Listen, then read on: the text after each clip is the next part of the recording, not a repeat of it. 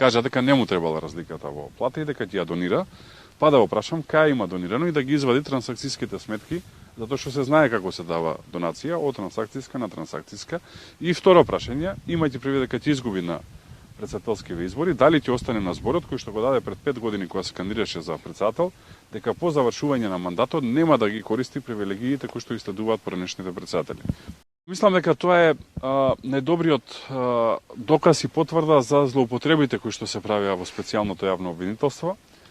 кое што беше креирано да донесе правда во Македонија, но наместо правда донесе неправда. Многу луѓе беа жртви на политички прогон кој што се спроведуваше преку специјалното јавно обвинителство, а првиот човек на тоа специјално јавно обвинителство, веќе и осудена личност, сега и на црната листа на Северните американски држави, јасно е дека ја користела позицијата за сопствен бенефит и за сопствена корист, наместо за враќање на правдата во Македонија.